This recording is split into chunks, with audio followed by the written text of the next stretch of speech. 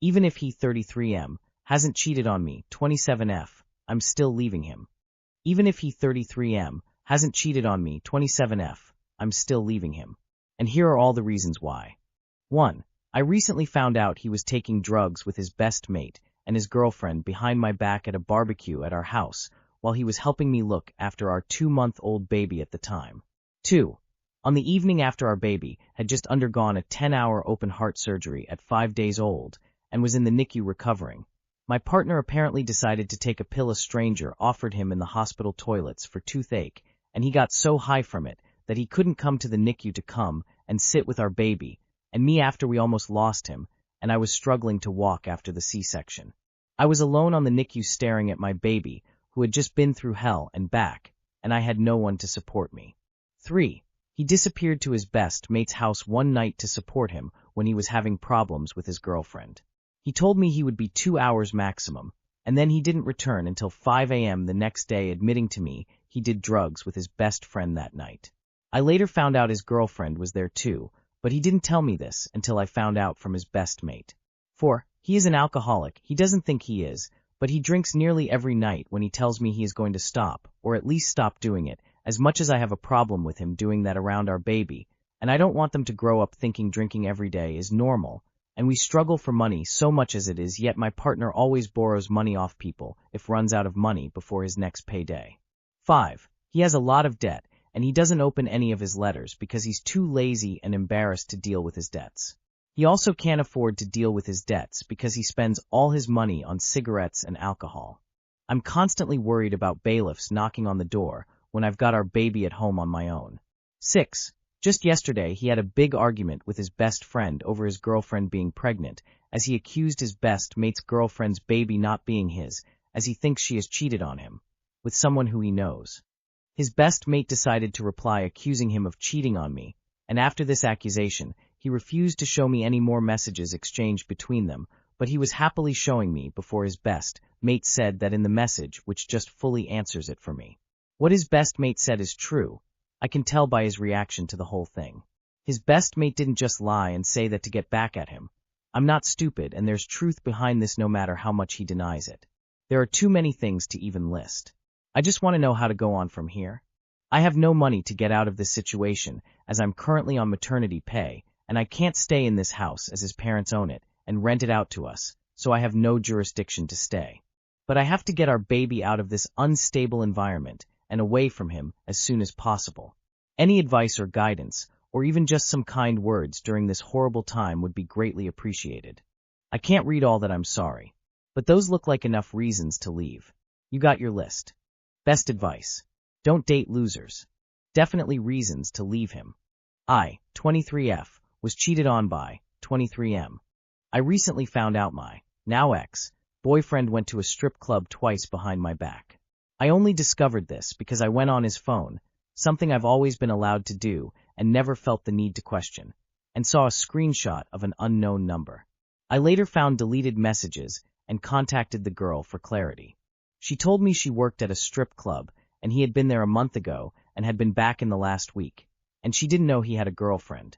When I confronted him, he admitted he went twice to experience what it was like and got a 10-minute lap dance. He also gave her his number and replied to her messages. He claims there was no physical intimacy. I feel deeply betrayed, not just because of the strip club, but because he deliberately hid it, crossed boundaries, exchanged numbers, and continued communication. He was my first boyfriend and first love, so I'm completely heartbroken and struggling to process it. I know my worth, but this one really hurts. Can anyone give me some advice? Girl, dump him. Not worth the time. You are more than this man who wants a random's attention. He seems insecure ASF if he has to go and do that with a whole girlfriend at home. I hope you get out of that situation, Whiteheart. Sorry you had to experience that. Unfortunately, some people suck in society. Once a cheater, always a cheater. Good on you for leaving. Help. I am a 27F caught 27M texting another girl. Is this okay? I 27F was going to use his 27M laptop for school stuff, and I was glancing through his messages. We have an open phone policy. We don't check each other's phones often, rarely in fact. But I decided to go through his messages on his laptop. This is what I found. Him complimenting his younger sister's best friend. But not just complimenting. Fully flirting. I asked to see his phone, and he had deleted those messages from his phone and was only on his laptop. He claimed he forgot he did that. I'm struggling on what to do. I can see myself leaving and also potentially understanding that mistakes happen, and that was the only thing I found. I have messed up in the past. We've been together 1.5 years. The messages included, you have a corset snatches your waist that your tiny little body can't hold all at, and you're always snatched, never a bad day for real, and you have a perfect body, like to a T. Ugh, I'm so mad. I recorded a video of his texts so I can look bad and be reminded. I just don't know what to do. I need help. I'm confused about why you need Reddit's reinforcement with this one. Time to move on. This guy is a waste of time. Leave. You know you need to. Also, what disgusting behavior. How old is his sister's BFF? This sounds almost like predatory behavior, the way he phrases it. Absolutely grossed out. Do you want to live with a man who acts like that? I, F24, dated a guy who faked seizures. Now it's affecting my current relationship with F24. I'm F24 and my girlfriend is F24. We've been together for 6 months, and she is genuinely a lovely, kind, smart, beautiful person. I really care about her, and I know she isn't doing anything wrong. The problem is more my reaction, and I don't know how to manage it. My girlfriend has health anxiety. Very often it happens every other time I see her, and sometimes multiple times in a day. She'll have a symptom like a headache, and then become worried it's something serious, usually a brain tumor or cancer. She gets really scared and distressed, and I know logically that this is real for her and not something she can just switch off. The issue is that my previous partner, over 3 years ago, used to fake medical emergencies to control me. He claimed to have seizures and would say things like, if you don't let me stay over I could die and it'll be your fault. Later it turned out he didn't have epilepsy at all, and it was manipulation. I went to therapy and thought I'd healed from that, but my girlfriend's health fears are unexpectedly triggering the same trapped and panicked feelings. Logically know she's not manipulating me and that this is genuine anxiety, but emotionally I feel overwhelmed and frustrated, especially because of how frequently it happens. The repetition seems to intensify the trigger, even though I understand she can't control it. We talked about it not too long ago, and I explained how I was feeling and the guilt around it, and we came up with suggestions to help. Before, she would say she felt unwell a few times a day and go quite quiet, which I think is her internally spiraling about what could be wrong. This was hard because I didn't know how to help if we couldn't identify what was happening. So we agreed that when she's anxious, she names the specific symptoms she's having, and we talk them through logically together and reassure her that she's healthy. This was something she suggested because it makes her feel grounded and reassured, and it has helped to an extent.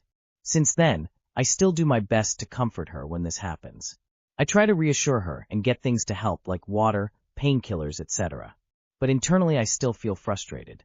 My whole body feels like it's going to shut down, and I'm sure she can feel me become more distant in those moments. I'm on a waiting list for therapy again, and she's recently started medication for her anxiety.